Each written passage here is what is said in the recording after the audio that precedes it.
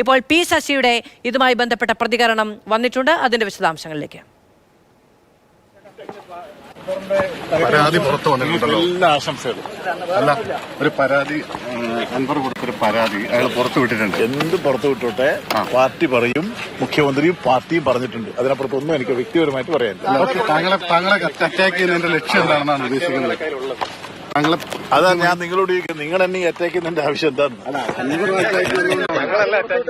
ശരി ശരി, അതൊന്നും കുഴപ്പമില്ല.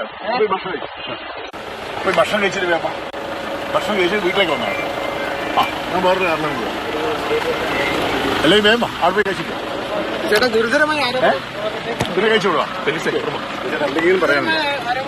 എത്ര ഗുരുതരമായാലും പാർട്ടിയും മുഖ്യമന്ത്രിയും പറഞ്ഞതിനപ്പുറത്ത് എനിക്കൊന്നും പറയാനില്ല. പോരെ, പ്ലാൻ ചെയ്യുന്നത് ശശിയാണെന്നൊരു ഗൂഢാലോചന നടക്കുന്നുണ്ടോ?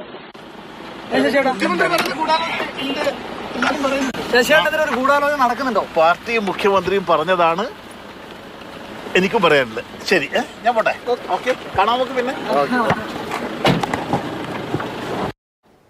മുഖ്യമന്ത്രിയുടെ പൊളിറ്റിക്കൽ സെക്രട്ടറി പി ശശിയുടെ പ്രതികരണമാണ് കണ്ടത്. പാർട്ടിയും മുഖ്യമന്ത്രിയും പറഞ്ഞതിനപ്പുറത്തേക്ക് ഒന്നും പറയാനില്ല എന്നുള്ളതാണ് അദ്ദേഹത്തിന്റെ പ്രതികരണം.